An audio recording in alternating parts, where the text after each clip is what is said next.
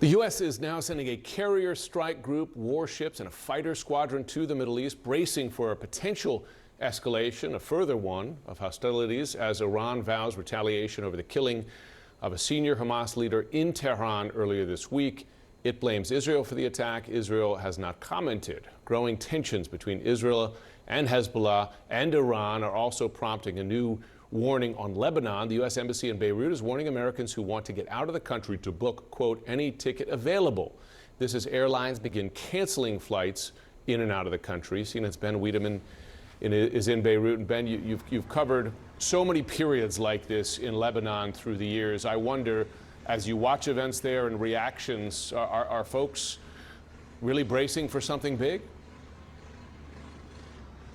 Yes, they are. People are very worried that even though over the last 10 months we've had periods of high tension, followed by periods of relative calm, but now this one seems worse than anything before. Now, the U.S. Embassy, in addition to telling people just book any ticket you can, they warned that evacuations for U.S. nationals in the event things get even worse could be very difficult. And back in 2006, when the airport was struck in the early days of the war by Israeli warplanes, the U.S. did manage to evacuate some of the U.S. nationals out of here, but it was quite chaotic. Now, for instance, Kuwaiti Airlines is the latest airlines to announce that it's going to stop flying to Beirut. Tomorrow, they said, is their last flight, and it's not clear when they will resume flying to Beirut. That's just the latest airline to make such an announcement. Today, we also heard from the Minister of Economy and Trade, who warned people not to hoard food.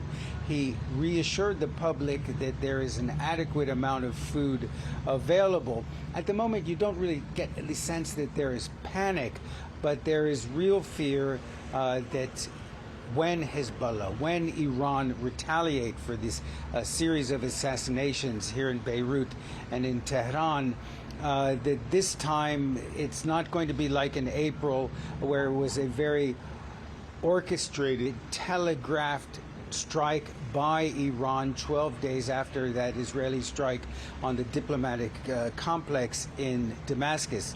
This time, it's widely believed that not only will Iran strike, but all of its allies in the region. Hezbollah, of course, and we've heard Secretary General of Hezbollah, Hassan Nasrallah, say that's what they're going to do, but also the Houthis in Yemen and various pro-Iranian militias in Syria and Iraq. So the stage is set for perhaps a very dangerous period, not just here in Lebanon, but across the Middle East. Jim? And listen, an attack like that would inevitably set up the conditions for a response against all of those parties and yet one more cycle of violence. Ben Wiedemann in Beirut, thanks so much. So let's break down some of these developments. With me here is Andrew Miller. He's the former Deputy Assistant Secretary of State for Israeli-Palestinian Affairs. This is a really dicey time there, which, I mean, we could say so many times in recent months and years, but particularly now. What is your expectation about the degree of Iran's response here? Because if that assessment is correct and it's going to be multi-pronged with Iran and its proxies, that's a major escalation. Well, I think one thing to understand is that despite the successful interception of the April attack by the U.S., Israel, and partners, that was very much a perfect storm. Everything went right, which limited the damage and allowed the Biden administration to consequently limit Israel's response. Even under the best of circumstances, there's no guarantee that it will play out as cleanly. Now we have more actors involved. Hezbollah and Hamas in particular did not engage in April, and that means rockets coming from different directions. The Israeli missile defense system is incredibly impressive, but it can be overwhelmed through saturation tactics. It's an extraordinarily dangerous moment in that regard, and Iran arguably has a greater incentive to respond strongly this time because of the degree to which they were embarrassed, frankly, by the Israeli attack in their capital against a senior Hamas leader. I imagine that one focus of these U.S. assets going into the region is to add air defense to Israel, not just about potential retaliation. That's absolutely right. And there are two types of munitions that we're going to be concerned about. One of them are UAVs and drones. They travel more slowly, and that allows multiple interception points. They're often taken out by aircraft well before they reach Israeli borders. Missiles are more difficult, and we were very fortunate that Israel's Arrow 3 system worked successfully in April and intercepted most of the incoming ballistic missiles, but some of the warships that are being deployed alongside the USS Lincoln have missile defense capabilities, including the Aegis system, which is our most advanced missile defense shipborne platform. Well, see, I think a lot of people are aware of the Iron Dome, but sometimes forget that there are multiple layers. With Iron Dome, you got Arrow way up here for the ballistics, and then is it David Sling in between.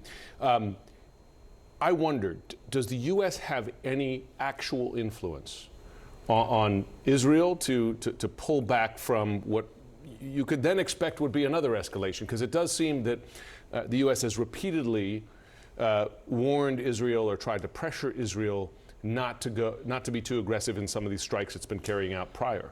The U.S. certainly does have influence. The question is whether the administration is prepared to exercise all of it. Yeah. The Israeli response in April was provocative, striking a facility outside of Qom near the Fordow enrichment plant, but it was relatively targeted. And that was probably a result of U.S. pressure to constrain, to circumscribe the response.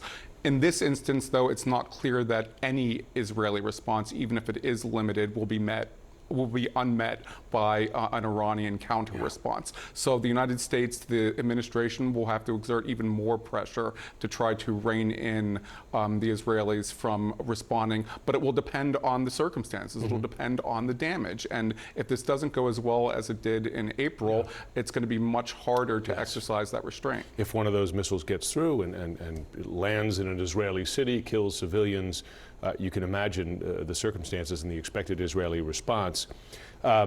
I wonder, there are even some Israelis who question Netanyahu's intentions and his interests, and Benny Gantz himself has said he's putting his political interests above the national interests. Does Netanyahu want a broader war? It's unclear if he wants a broader war. What is clear is that his risk tolerance for an expanded war is much higher than we had previously anticipated.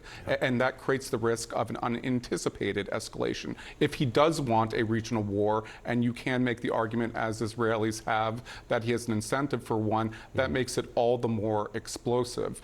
It's going to be difficult for that reason because his preferences, his interests may not perfectly align with either the United States or the Israeli people, which is a terrible combination. During the last quite remarkable and broad Iranian attack on Israel, when they sent weeks ago a number of missiles and drones at the same time, there was some discussion that Iran had communicated in advance, we're going to do something and then we're going to stop. Do you expect any similar advance warning? It's possible, but there's no guarantee of it.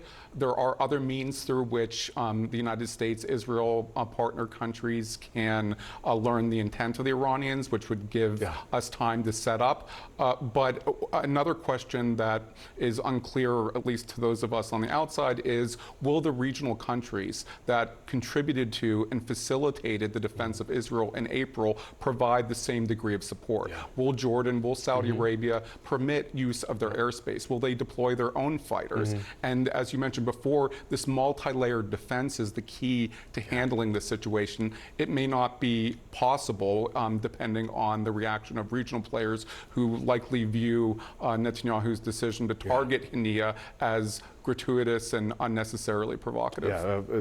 There were Arab participants in that last offense. They didn't necessarily advertise their participation, but they were central to it. Andrew Miller, thanks so much. Thank you.